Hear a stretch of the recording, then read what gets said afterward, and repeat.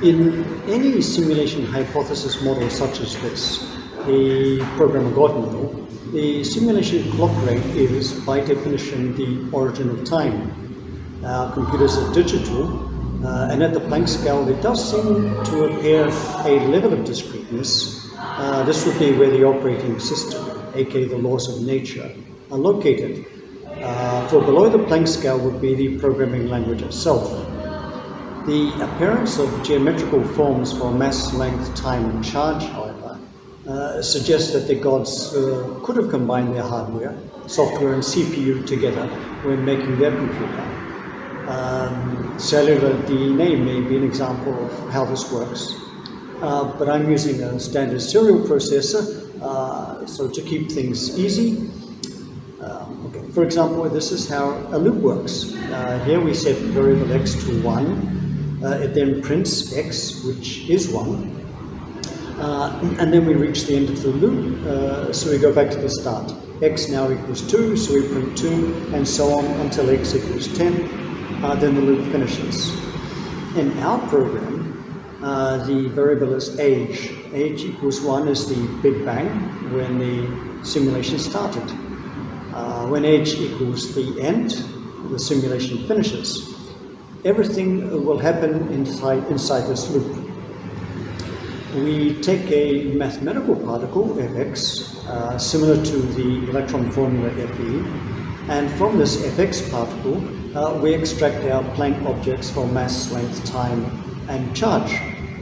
We now have the basis for physical dimensions.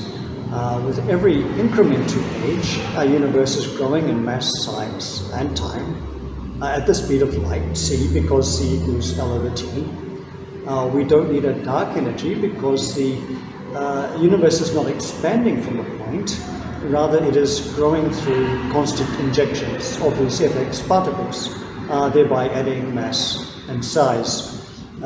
This also gives us the error of time, why time only goes forwards. If age was reducing, then time would go backwards, but the universe would then shrink correspondingly.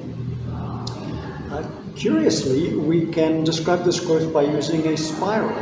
So the universe could be rotating as it expands. We could have an L universe and an R universe. The particular spiral used is called the spiral of Theodorus. It is made from Pythagoras triangles.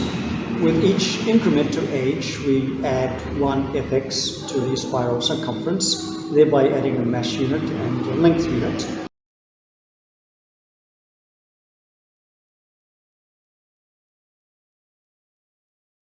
However, the spiral radius and the sides of Fx are square roots. And so if we take the long side of our triangle and square it, then we'll get the number of length and mass units added. In this example, square root of 3 times square root of 3 equals 3. The radius of the spiral stays as a square root, and this gives us the electric parameters. And so we can calculate universe mass and length from the spiral radius squared, and we can calculate the cosmic microwave background temperature of the universe from the spiral radius.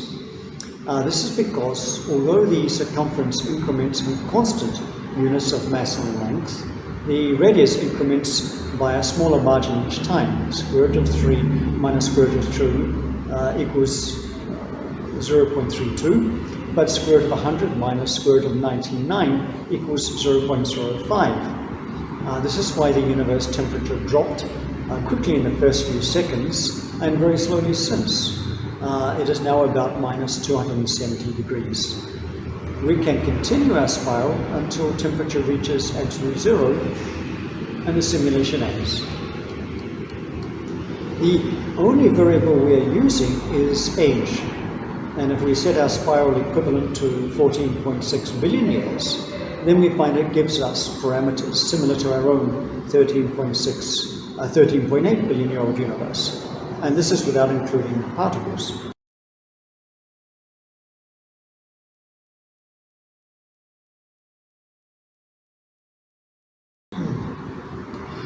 We can say that the kilogram, meter, and second are integer dimensions, for they exist in our world, but the quantum world also includes charge.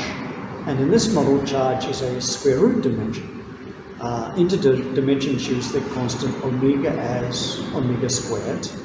Electric dimensions use omega as omega to the 3, to the 5, to the 15. Now, omega can have a plus or a minus solution, and so omega squared must always be a plus. For example, both 3 squared and minus 3 squared equals 9. But omega to the 3 could have a minus or a plus solution. And so gravity is always plus, but electricity can be plus or minus. We can imagine the electron as a continuous loop. The incrementing variable here is E, and the loop ends when E equals Fe equals 10 to the 23. We need to introduce a second command, the if statement. If this is true, then do this, else do that. If the value of E is less than Fe, then we will add to the wavelength. When E equals Fe, then our electric dimensions, Al and time, T, cancel, exposing a unit of mass, M. The electric electron is now gone. If we here set E equals 0, then this electron will repeat continuously because it's embedded within our age loop. We now have 3 measures of time.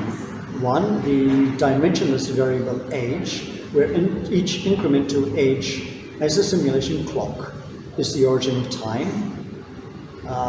2, dimension unit T, generated with each increment to age, and which is Planck time, and is measured in seconds. The geometry for T equals pi, which suggests a rotation. And 3, sitting on the surface in our 3D space, we don't see the speed of light expansion. What we observe as time is a change of state, aka motion. If age continued to increment, but nothing moved, then we could not observe time. Just as actors inside a movie have no way to measure the interval between frames, we have no way to measure the interval between increments to age.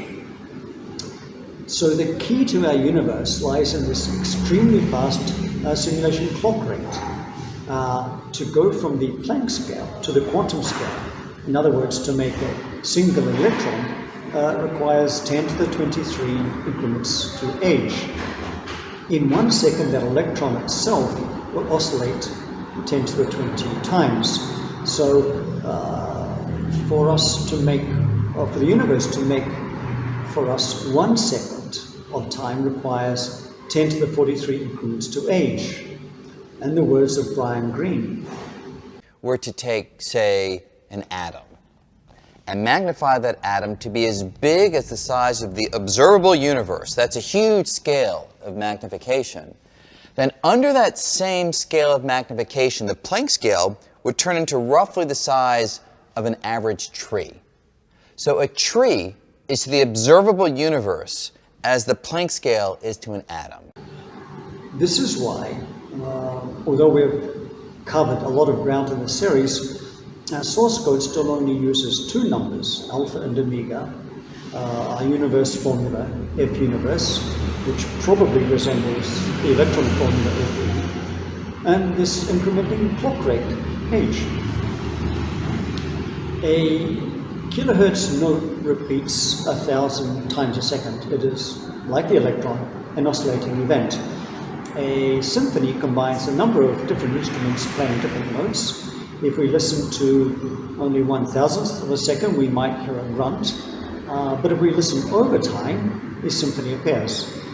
If the electron is a single note, and we combine it with other notes, such as atoms and molecules, then over time, a symphony known as planet Earth will appear, and us with it. The Planck scale provides the instruments, the quantum level, the individual notes, and at our planetary level, we are the symphony.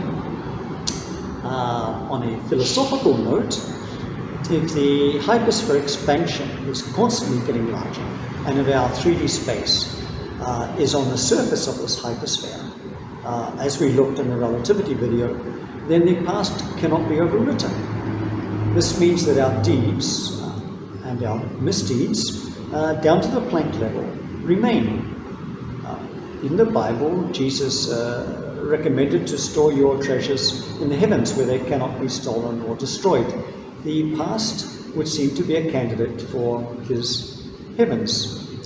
The symphony I'm composing while alive, the me, remaining, stored in the past, waiting my final note.